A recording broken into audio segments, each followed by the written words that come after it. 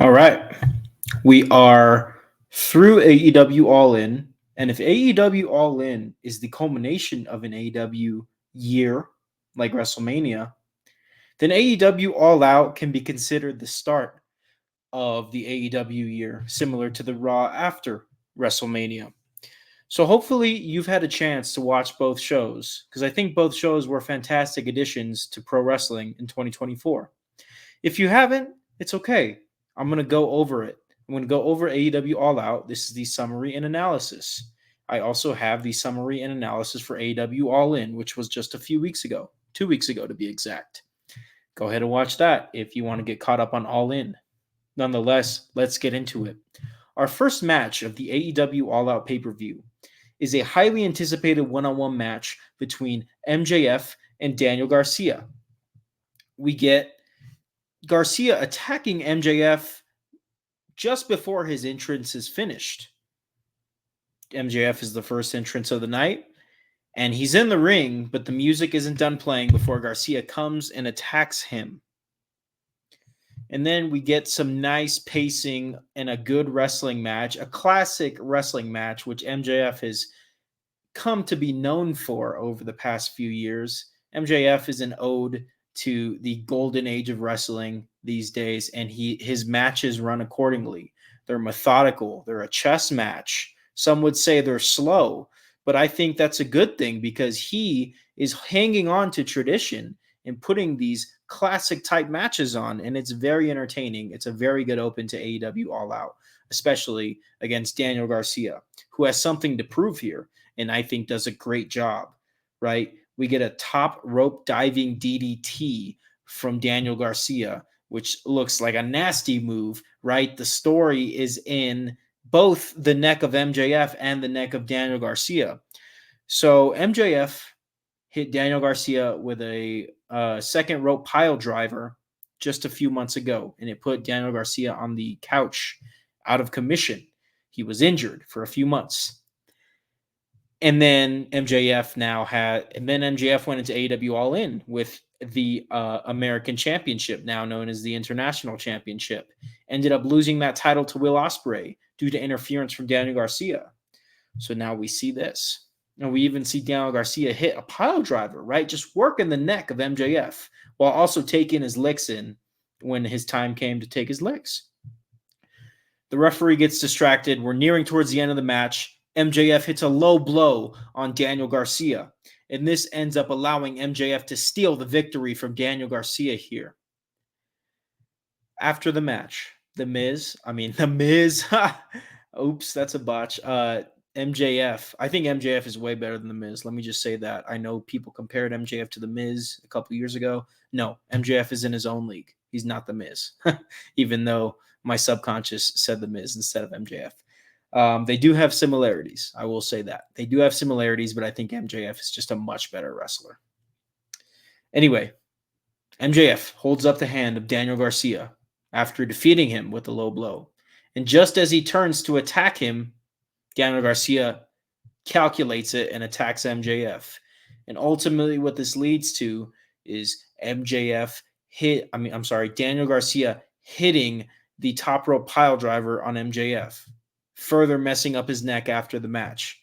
So Garcia did not get the W here, but he did have the last laugh. And we will see if Daniel Garcia is sticking around in AEW. A lot of people speculate that NXT will be a perfect place for him. A lot of people speculate that maybe TNA will be good, maybe New Japan will be good. You know, the usual suspects of free agency when it comes to a wrestler and where he'll go next. Daniel Garcia can walk away from AEW or he can stay. And this match kind of sets that up, whether he wants to stay or go. He's got a place there. If not, then they'll move on without him. MJF gets the win. Solid first opening match here for All Out. Let's get into the second match, which is the Young Bucks defending the AEW World Tag Team titles against the Blackpool Combat Club, specifically Claudio Castagnoli and Wheeler Yuta. And I got to be honest, man, this match was a lot more fun than people are going to give it credit for. This match was a good time. Claudio Castagnoli, formerly known as Cesaro in WWE, can go. Of course, the Young Bucks can go. Of course, I think that's undisputed. Whether you like their style of wrestling or not, there's no doubt that they can go. Why did it take me so long to think of the word doubt? Nonetheless, man, some cool spots that I really liked were Claudio just getting pieced by the Young Bucks, and then him turning it into a 1-on-2, and him dominating both Young Bucks. There was a point where he was running around the ring, running outside of the ring, just taking care of both Young Bucks, man, handling business. And unfortunately, Wheeler Yuta gets the roll up pin loss here against the Young Bucks, and the Young Bucks retain the AEW World Tag Team Championship. And like I said, guys, this match had a lot more fun than people are saying. The Young Bucks can just go, man. And I think their current persona is perfect. I think it's awesome. Like, if the people are going to hate on you, let them hate and be these dastardly heels. But they're a lot of fun to watch in the ring. Don't forget. Okay, I understand a lot of people don't like the Young Bucks. I personally like the Young Bucks, yes. But don't forget, man, they're entertaining. Even if you hate watch them like I hate watch the Kansas City Chiefs, they are fun to watch. Our third match is Will Ospreay defending the AEW International Championship against Pac.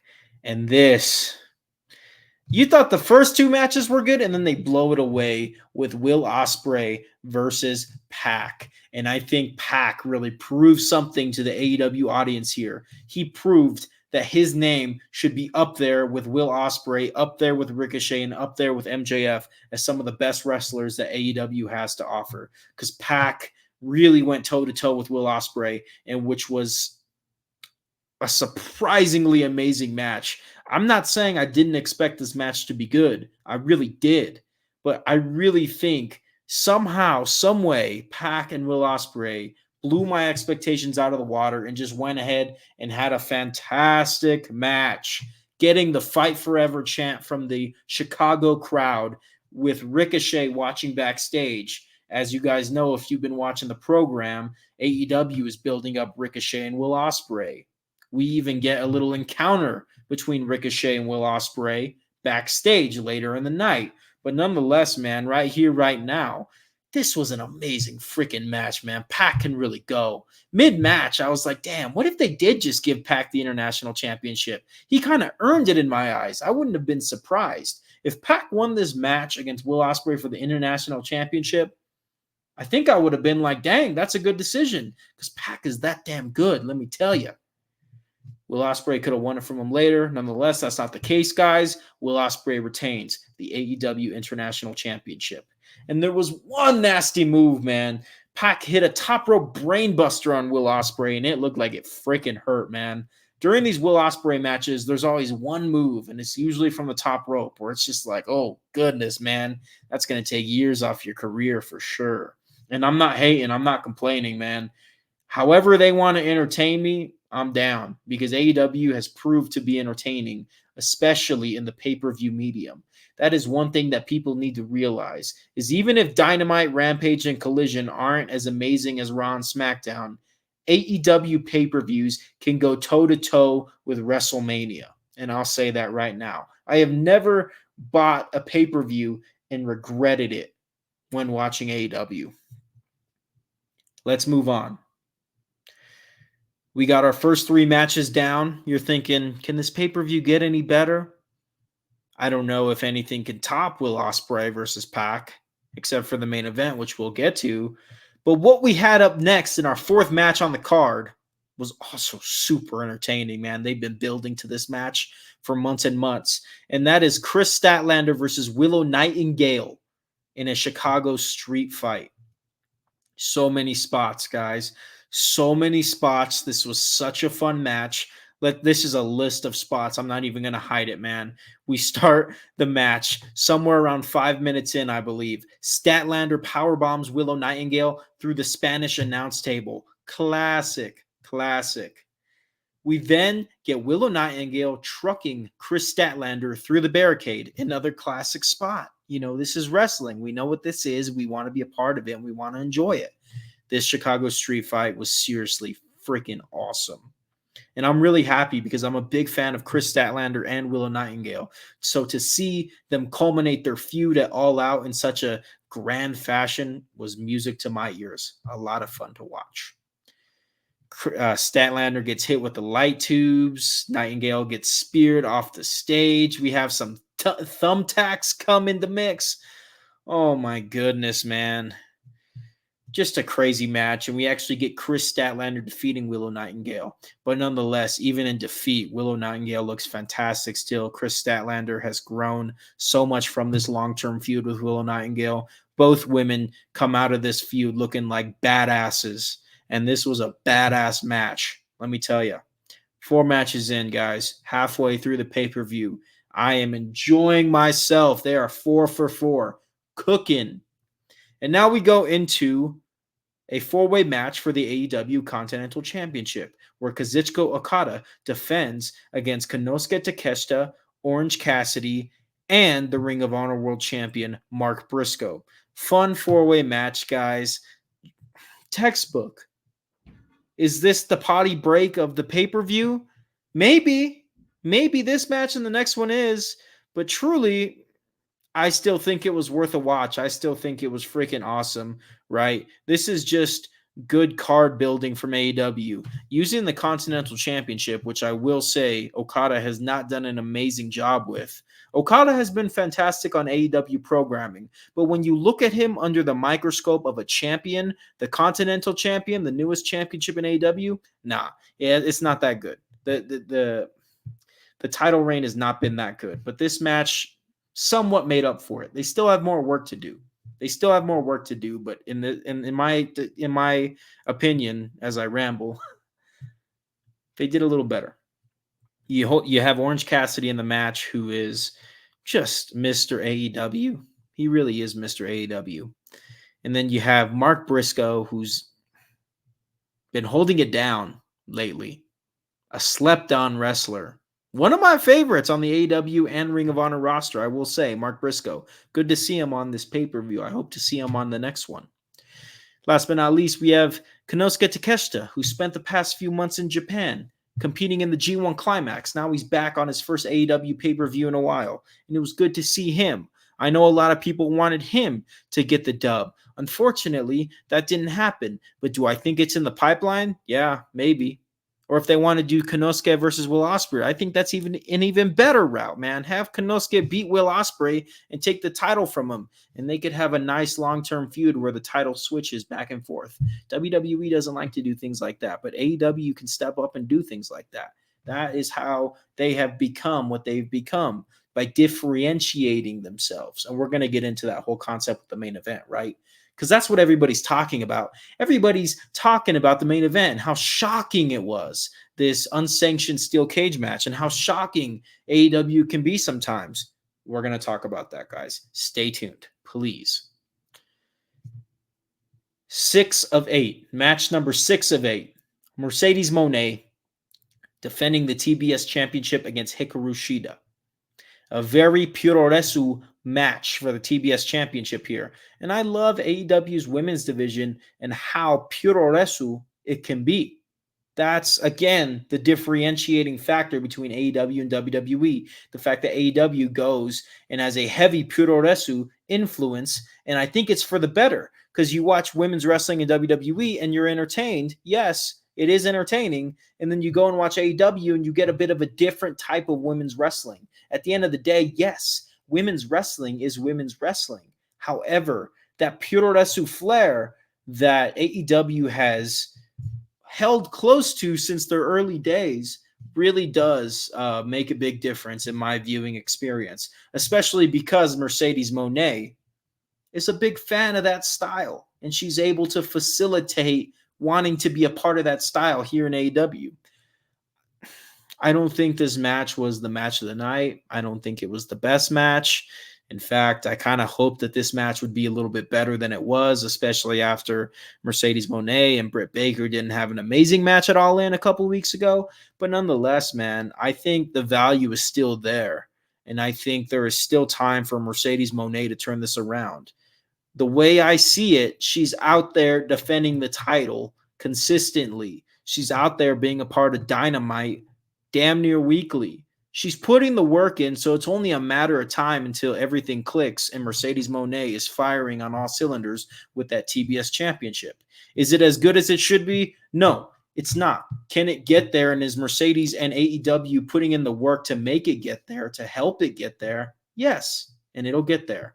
Nonetheless, man, I got nothing negative to say about this TBS championship match. I think it really had some big shoes to fill after Britt Baker and Mercedes Moné kind of stunk up the place at Wembley Stadium a couple weeks ago.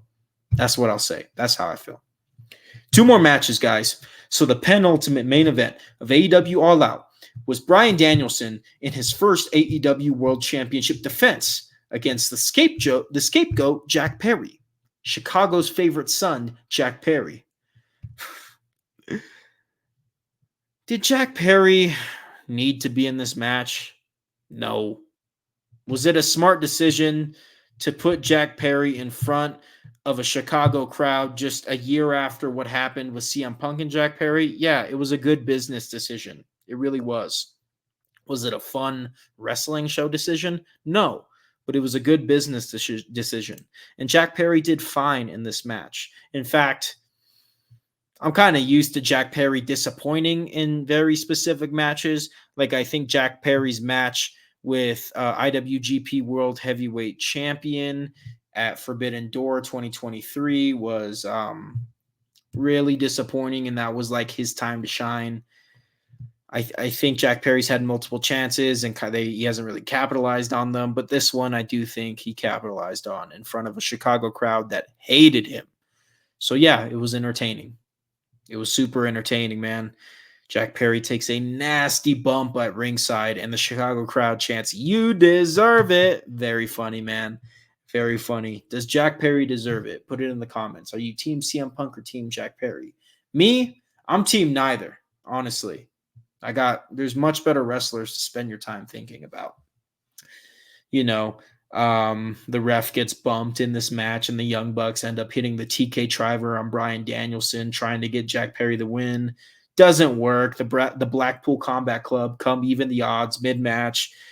Danielson is able to get the win against Jack Perry and retain the AEW World Championship in what is a surprising match, a surprisingly good match, I meant to say. What is interesting is what happened after the match, right? Danielson has defeated Jack Perry, and then we see Killswitch, formerly known as Luchasaurus, and he eyes down Jack Perry, 2 former tag team members of Jurassic Express, and they're eyeing each other down. It's crazy. It's a nostalgic moment for us that have been around since day one, right? Because you see Jack Perry. You remember he was Jungle Boy a few years ago with Luchasaurus, and now he's in the World Championship match, for better or worse. You think about his journey. And then you see Killswitch, formerly known as Luchasaurus, who has also gone a different direction. And you think about his journey. And before we could think too much, Christian Cage's music hits.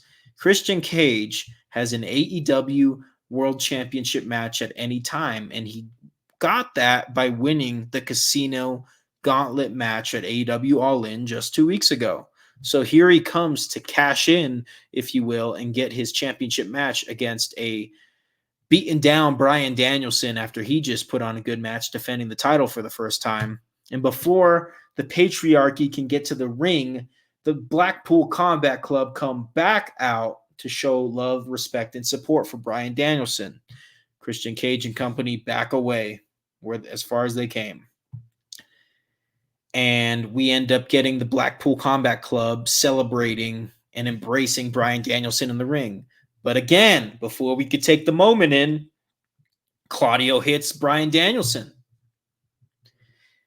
And then we go as far as getting Jon Moxley to put a bag over Bryan Danielson's face and suffocate him as the Chicago crowd chants, "This is murder."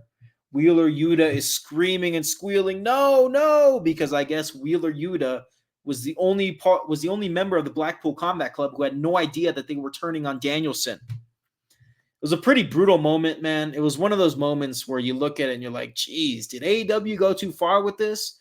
I think you could tell that Bryan Danielson could breathe, but I think if you were about to go so freaking far in your main event, maybe they don't have to put a bag over Bryan Danielson's head. Maybe they could just hit him with several finishers. But then again, I know Bryan Danielson, you want to save all the bumps for his matches. He's on his farewell tour.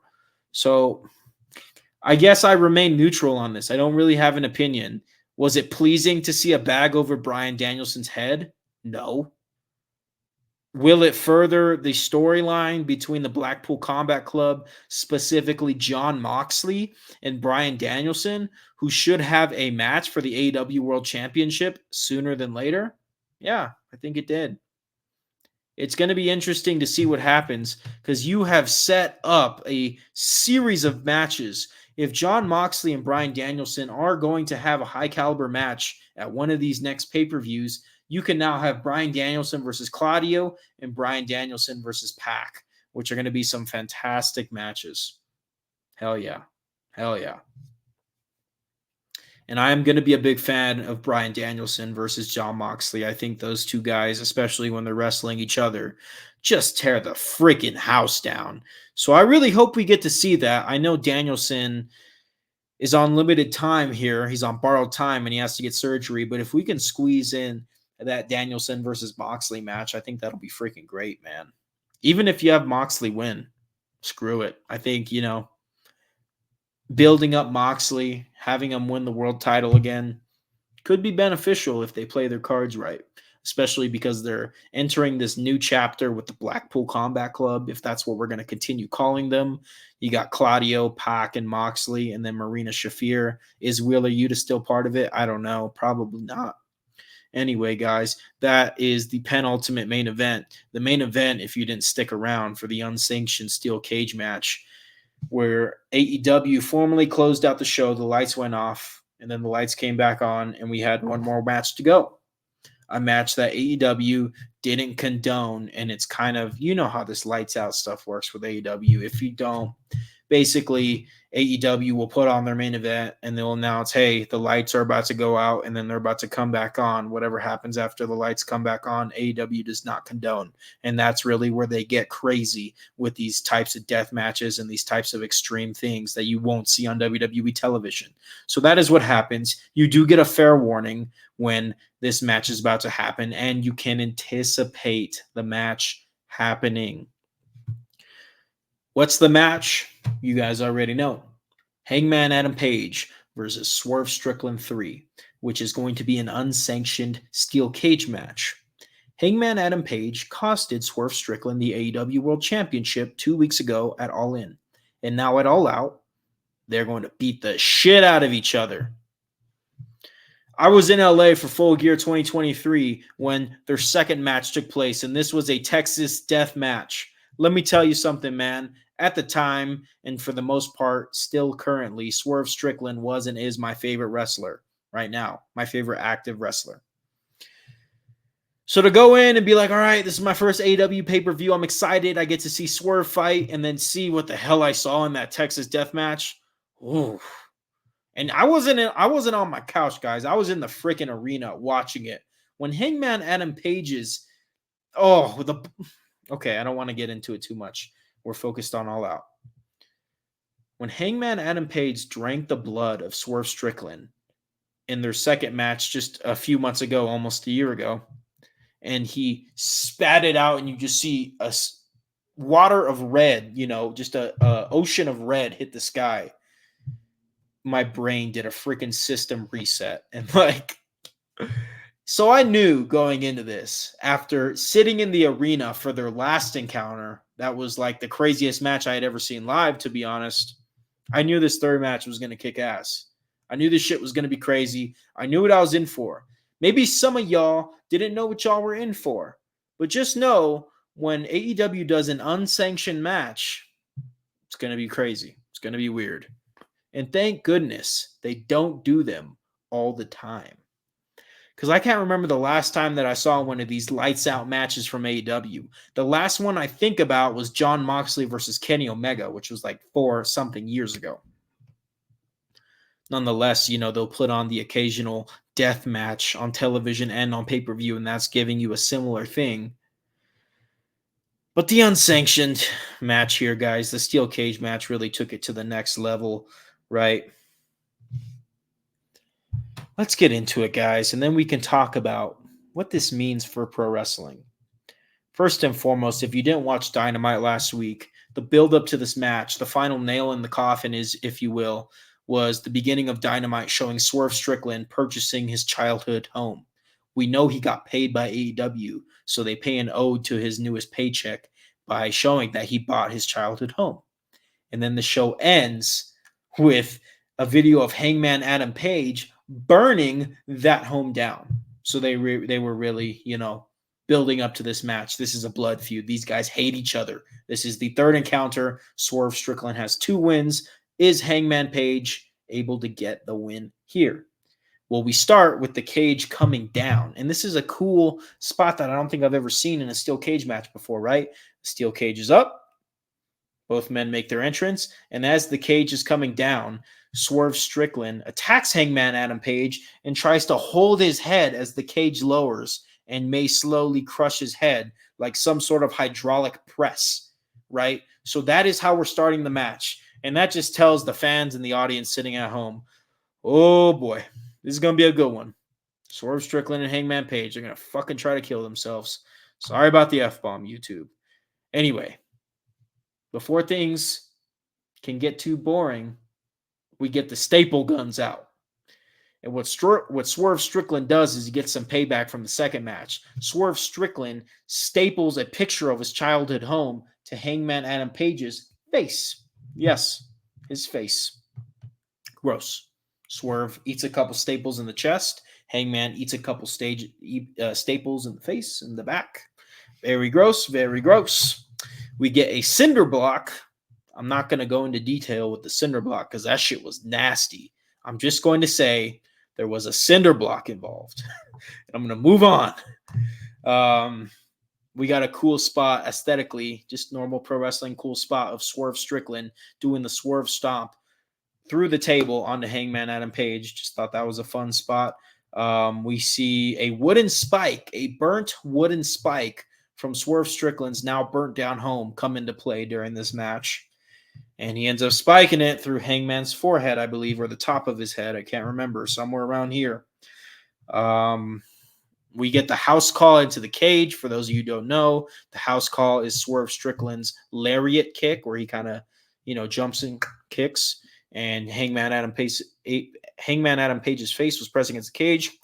Gets the house call into the cage. Pretty cool spot there. So this match really did have the nasty deathmatch shit, but it was just a good steel cage match. Like, it wasn't too bad. Like, I feel like the swerve stomp through the table, fine.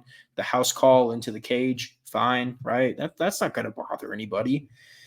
But the ending may bother some of you, as Hangman Adam Page is able to get the win by injecting a hypodermic syringe into Swerve Strickland's cheek and then hitting him as hard as he fucking could with a steel chair. Hangman Adam Page stands high at the end of this feud, this 3-match feud between Swerve Strickland and Hangman Adam Page. Swerve has 2 wins, so he gets majority, but Hangman stands tall at the end. So it was a good move to keep both men strong. 50-50 booking? Sure. That's the art of pro wrestling sometimes. We used to criticize WWE for doing 50-50 booking all the time. But sometimes it's the smart move to do. It's a way to utilize your stars and facilitate their popularity. Anywho, will we get a Hangman versus Swerve 4? I don't know, man. Hopefully not anytime soon, because these matches are freaking crazy. I'm sure we will get it again one day because money talks and bullshit walks. But we'll see how long it takes, and we'll see if they even get there, honestly. You had 3 matches, 3 perfect matches. I do think Hangman versus Swerve will go down as AEW's best feud. Truthfully, I stand on that. Was Hangman versus Kenny Omega a great feud? Yes. Was Swerve versus Hangman a solid and fun and crazy feud? Yes. Now let's talk a little bit about what this means for wrestling, guys. A lot of people are talking about, is this good for wrestling? This type of shocking, shock value, Terrifier-esque wrestling. My answer is, right, and this is subjective. I'm sure a lot of people watched this and didn't appreciate it. But in a world where I watch a shit ton of wrestling and nothing shocks me, and this does, I can say good job. Yeah, it's not for everybody, probably not for kids, but wrestling expands beyond children, as you can see. I'm a 25-year-old man talking about it, and there's plenty of other grown ass men on YouTube talking about wrestling too. Wrestling is more than for the kids. Is wrestling for the kids? Yes. That's why Jay Uso wears those silly ass goggles every Monday. And I respect that. Now, what I would like is for people who respect that style of wrestling to respect this style of wrestling, which is for adults, truthfully. It's for adults. It's shock value. I don't care who you are. If you're watching Swerve versus Hangman, you're gonna, ooh, it's like watching a damn Terrifier movie. So, is it good for wrestling?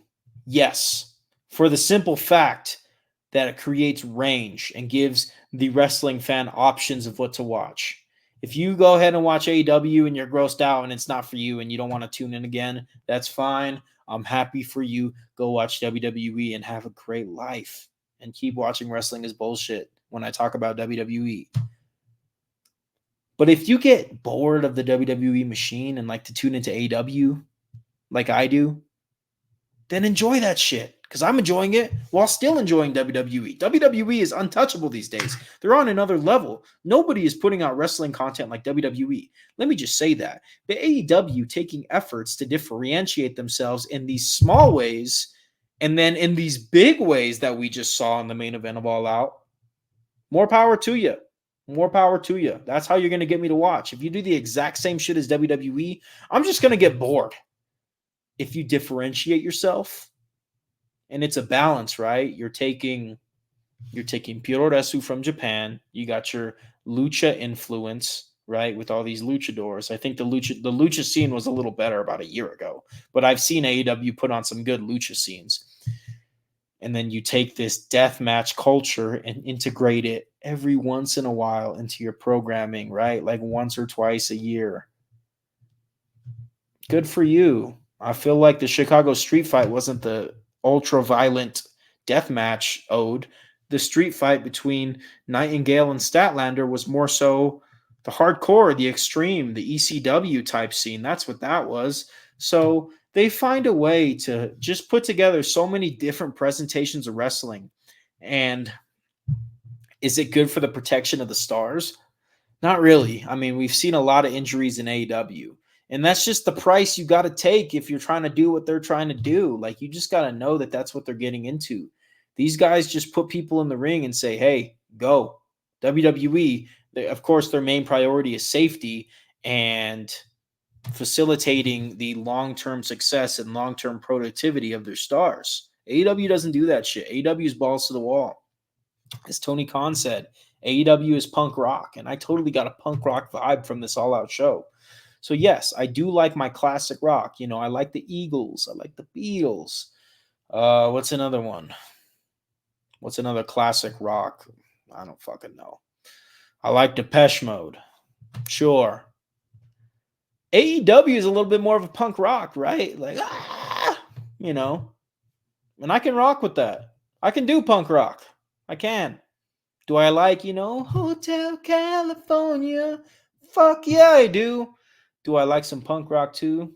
You can bet your ass. All right, guys, I'm going off on a tangent. I tried. This has been a summary and analysis of AEW All Out. And I hope that you enjoyed it. And I hope that you enjoy wrestling because that's all I want you to do. That is what I'm here to do. I'm here to encourage you to enjoy whatever wrestling you want. I enjoy all of it. Hell, I'm probably going to talk about TNA later this weekend. I enjoy WWE. I'm probably going to watch Raw later. Enjoy wrestling, guys. This has been your AEW All Out Summary and Analysis, and I'll talk to you later.